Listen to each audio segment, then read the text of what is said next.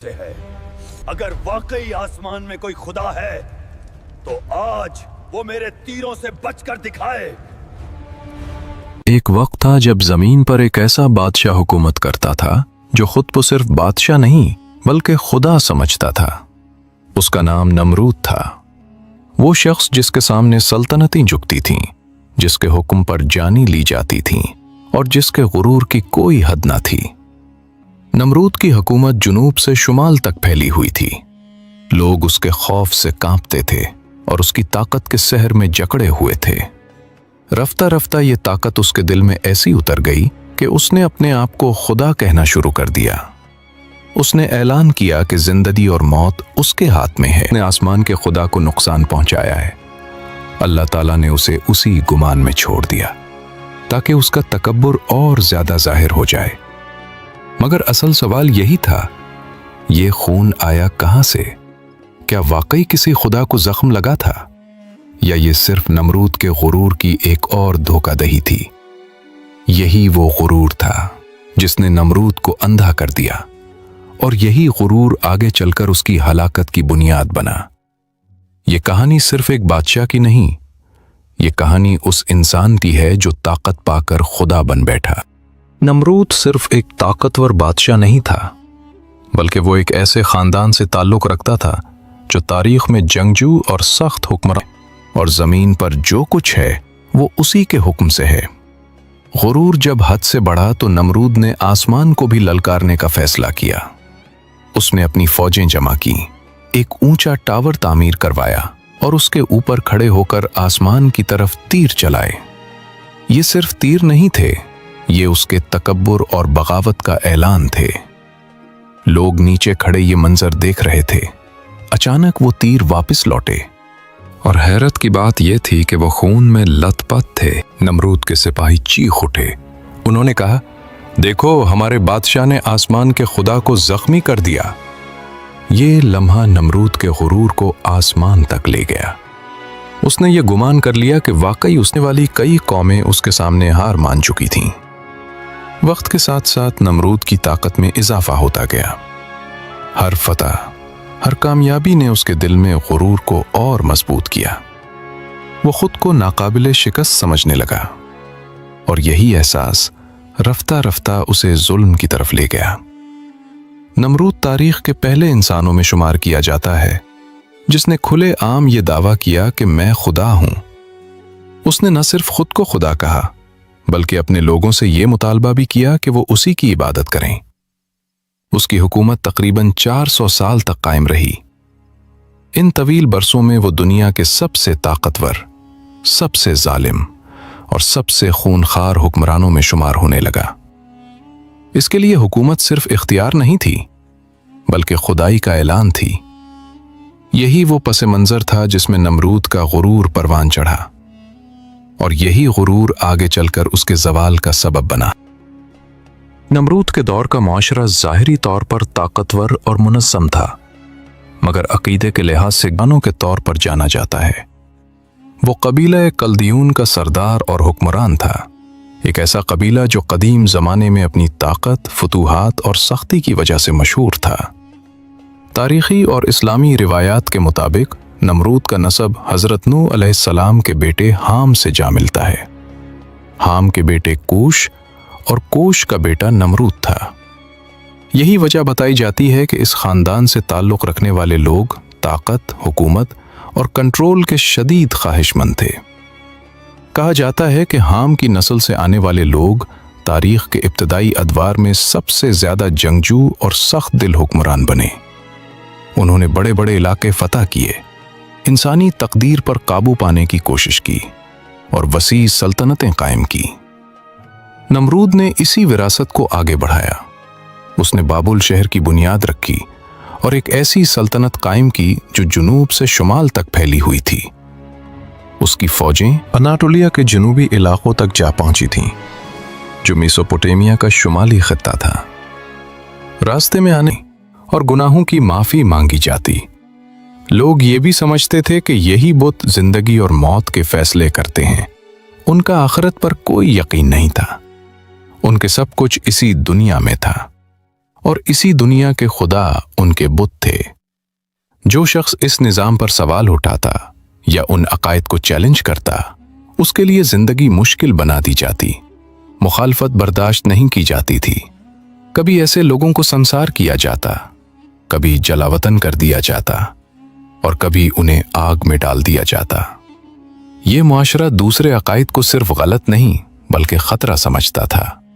उनके नज़दीक बुतों की इबादत से इनकार रियासत और निज़ाम से बगावत के बराबर था। इसी माहौल में नमरूद का गुरूर मजीद बढ़ता गया, क्योंकि जहां लोग बेजान बुतों के सामने झुक सकते हों, वहां एक ताकतवर बादशाह का खुद को खुदा कहना ज्यादा मुश्किल नहीं रहता। यही वो फजा थी जहां सच बोलना जुर्म था और झूठ को इबादत का दर्जा हासिल था। नमरूद अब गहरी गुमराही में डूबा हुआ था।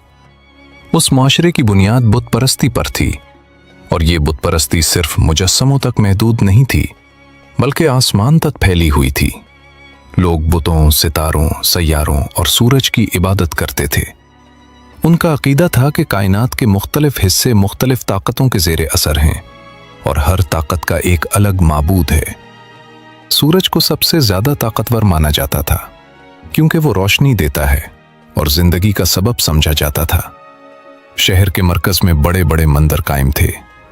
ये मंदिर सिर्फ इबादतगाही नहीं थे बल्कि पूरे माशरे का इंतजामी मरकज भी थे। यहीं लोगों के झगड़ों के फैसले होते, सजाएं दी जाती और अकीदे का तहफ़्फ़ुज़ किया जाता। इन मंदिरों में सोने, चांदी, तांबे और लकड़ी के बने हुए बेशुमार बुत रखे जाते थे। लोगों का मानना था कि ये बुत खा सकते हैं, पी सकते हैं, बोल सकते हैं और इंसानों को फायदा या नुकसान पहुंचा सकते हैं। उनके सामने खाना रखा जाता, दुआएं मांगी जाती, शिफा तलब की जाती। उसके मुल्क में पैदा होने वाले तमाम नौमौलूद लड़कों को कत्ल कर दिया जाए। यह हुक्म जुल्म की इंतहा था। चंद ही दिनों में गलियों, महलों और घरों में चीखो पुकार फैल गई।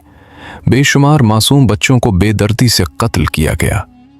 माओं की गोदें उजड़ गईं और बाप बेबसी से ये जुल्म देखते रहे। नमरूद का ख्याल था कि वो इस तरह अपने मुस्तकबिल के खतरे को खत्म कर देगा।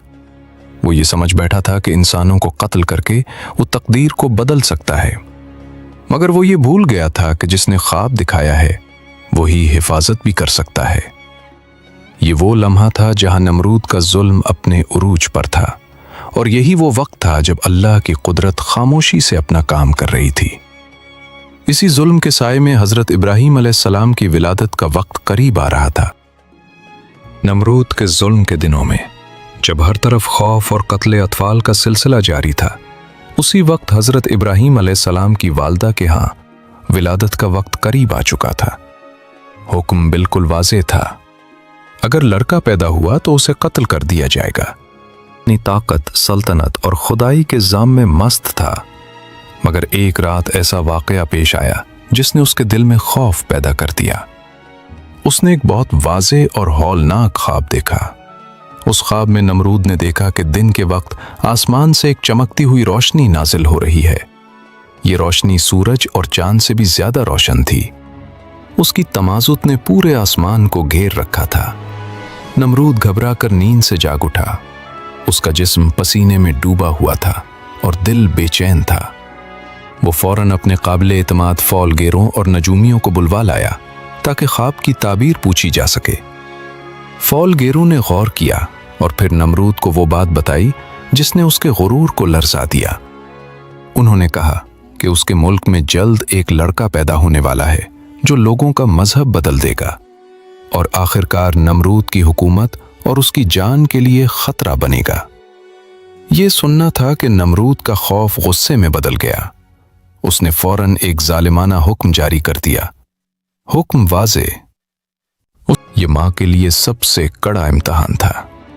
एक तरफ माँ का फितरी जज्बा, दूसरी तरफ एक जालिम बादशाह का बेरहम हुक्म। हजरत इब्राहीम अलैहिस्सलाम की वालदा ने गहरी सोच के बाद एक तदबीर इख्तियार की। उन्होंने अपने शौहर आज़र से कहा कि वो शहर के मंदिर जाएं और दुआ करें। साथ ही ये भी कहा कि अगर बच्चा पैदा हुआ तो वो उसे बाद में लाएंगी ताकि नमरूद के सामने पेश किया जा सके और उसका एतमाद हासिल किया जा सके। یہ صرف ایک تدبیر تھی۔ جب آزر گھر سے نکلے اسی وقت حضرت ابراہیم علیہ السلام کی ولادت ہوئی۔ ماں نے کسی کو خبر نہ ہونے دی اور فوراً بچے کو لے کر شہر سے باہر ایک غار میں چھپا دیا۔ جب آزر واپس آئے تو ان سے کہا گیا کہ بچہ مردہ پیدا ہوا ہے۔ اس طرح نمرود کے سپاہیوں کی نظر سے یہ بچہ محفوظ رہا۔ حضرت ابراہیم علیہ السلام نے اپنا بچپن اسی غار میں گزارا۔ جب بھی آزر گھر سے باہر جاتے ماں چپکے سے غار میں جا کر اپنے بچے کو دیکھتی۔ جوانی میں قدم رکھتے ہی ارد گرد کا ماحول انہیں بے چین کرنے لگا۔ وہ دیکھتے تھے کہ لوگ ایسی چیزوں کے سامنے جھکتے ہیں جو نہ خود اپنی حفاظت کر سکتی ہیں اور نہ کسی کو فائدہ یا نقصان پہنچا سکتی ہیں۔ ایک رات انہیں نیند نہ آئی۔ وہ تنہائی میں غور کرنے کے لیے پہاڑ پر چلے گئے۔ اس رات آسمان صاف تھا اور ستارے چمک رہے تھے جن کی اس قوم عبادت کرتی تھی۔ انہوں نے ستاروں کو دیکھا اور سوچا کیا یہ خدا ہو سکتے ہیں؟ مگر جب ستارہ غائب ہو گیا تو کہا کہ مجھے وہ چیز پسند نہیں جو غائب ہو جائے۔ پھر انہوں نے چاند کو دیکھا، لیکن جب وہ بھی ڈوب گیا تو کہا کہ اگر میرا رب مجھے ہدایت نہ دے تو میں بھی گمراہ ہو جاؤں گا۔ پھر سورج طلوع ہوا، مگر جب وہ بے غروب ہو گیا تو حقیقت واضح ہو گئی۔ حضرت ابراہیم علیہ السلام سمجھ گئے کہ جو چیز آتی جاتی ہو وہ خدا نہیں ہو سکتی۔ ایک سچا خدا وہ ہے جو ہمیشہ قائم رہے اور ہر چیز کا خالق ہو۔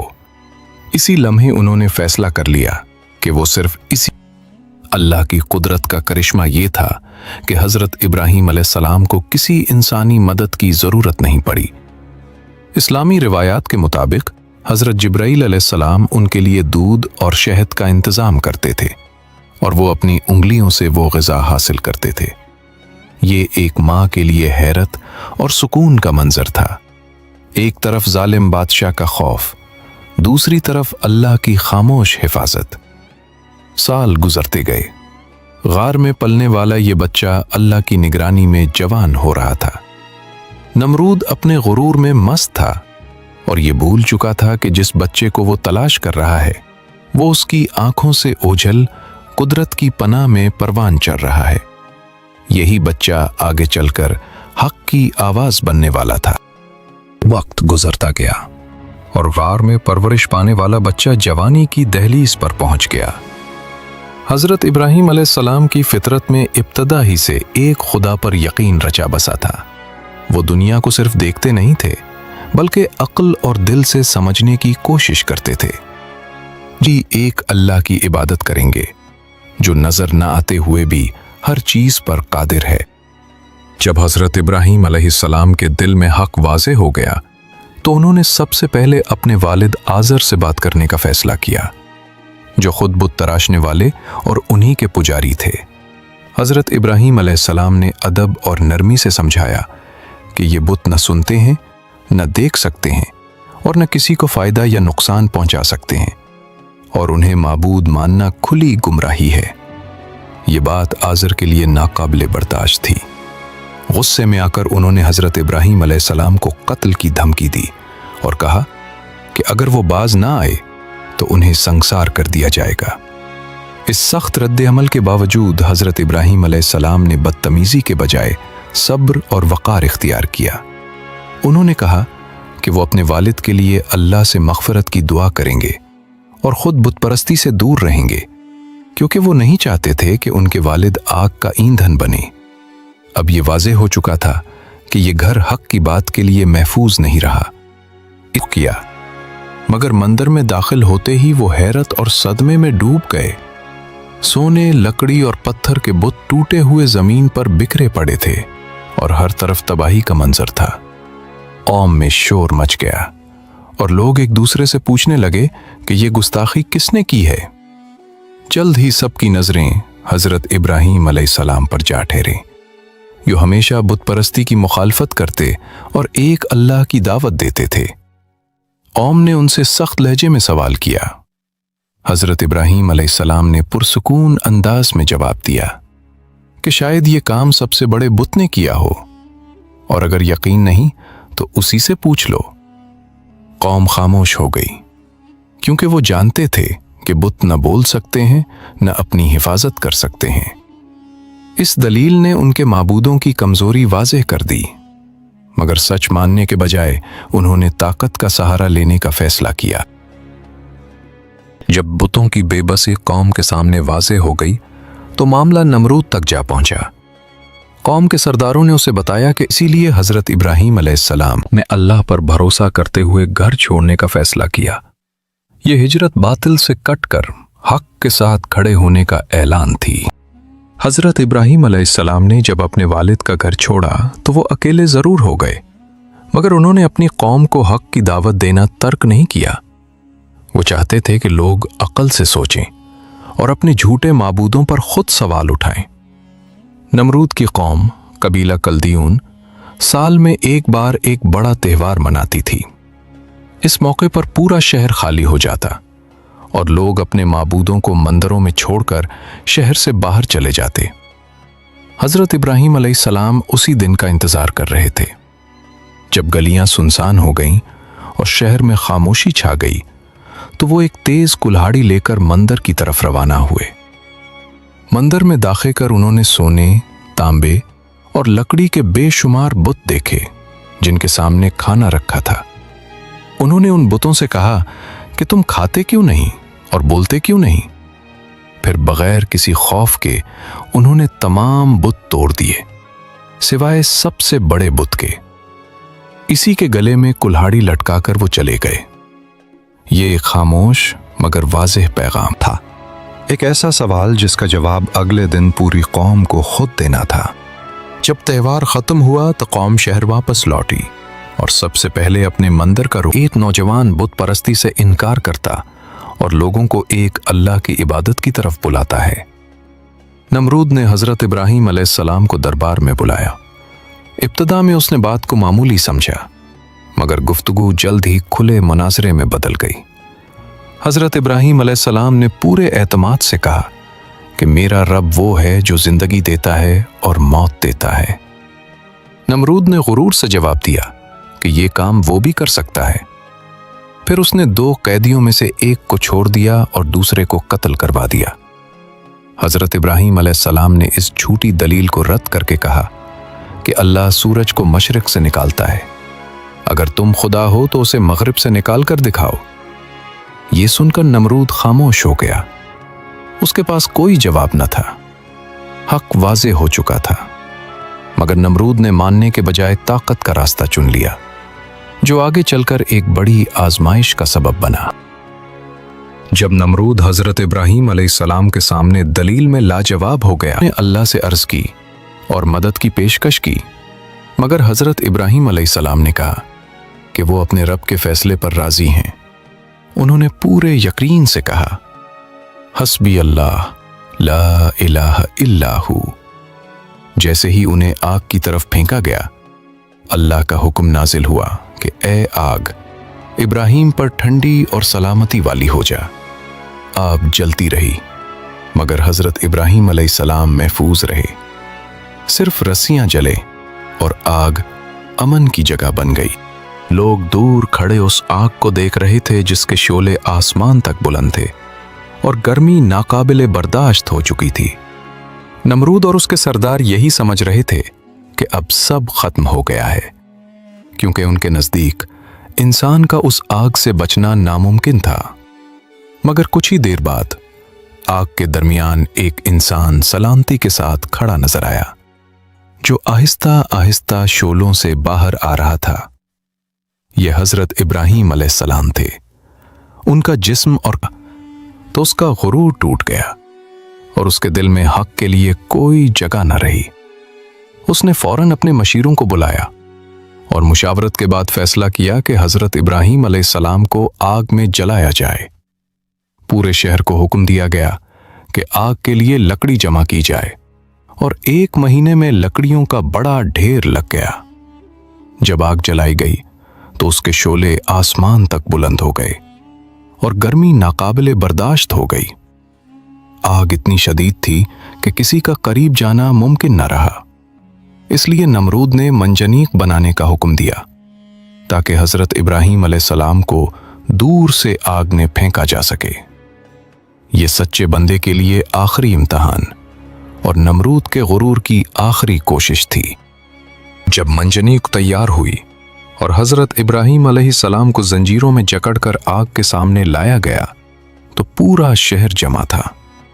आग के शोले आसमान तक बुलंद थे, मगर हजरत इब्राहीम अलैहिस्सलाम का दिल पुरसुकून था। फरिश्तों के कपड़े महफूज थे और चेहरे पर अल्लाह की रहमत का नूर था। ये एक खुला मोजज़ा था, मगर हैरत के बावजूद नमरूद और उसकी कौम ने सच कबूल न किया, क्योंकि गुरूर दिल में बस जाए तो मोजज़े भी हिदायत नहीं दे पाते। हजरत इब्राहीम अलैहिस्सलाम के आग से सलामती के साथ निकल आने के बावजूद नमरूद का गुरूर टूटा नहीं, बल्कि उसका तकब्बुर और बढ़ गया। उसने ऐलान किया कि अगर आसमान में कोई खुदा है तो वो उससे अपनी फौज के साथ जंग करेगा। नमरूद ने हजरत इब्राहीम अलैहिस्सलाम को दोबारा बुलाया और मुकाबले का दावा किया, फिर उन्हें जाने दिया।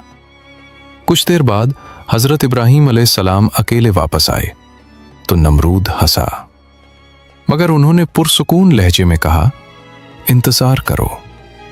अचानक आसमान से मक्खियों का एक बड़ा लश्कर नमूदार हुआ, जिसने नमरूद की फौज पर हमला कर दिया। दर्द और खौफ में मुब्तला फौज मुंतशिर हो गई। ये मंजर देखकर नमरूद दहशत ज़दा होकर अपने महल की तरफ भागा, ये जाने बगैर कि उसकी हलाकत का आगाज हो चुका है। नमरूद अपनी फौज को मक्खियों के अजाब में छोड़कर महल में बंद हो गया और समझा कि अब वो महफूज है, मगर अल्लाह की कुदरत दीवारों की मोहताज नहीं होती। मक्खियों में से एक छोटी मक्खी महल के अंदर दाखिल होकर नमरूद की नाक के रास्ते उसके दिमाग तक पहुंच गई। वहां शदीद दर्द शुरू हो गया, जिसे वो बर्दाश्त ना कर सका। वो चीखता, सर दीवारों से मारता और फिर सिपाहियों को हुक्म देता कि उसके सर पर हथौड़े मारें। दिन गुजरते गए और उसी सर पर ज़रबें लगती रहीं जिस पर बरसों ताज सजा रहा। आखिरकार एक जोरदार ज़रब से नमरूद मर गया। यूं खुद को खुदा कहने वाला बादशाह एक मक्खी के जरिए जलील अंजाम को पहुंचा।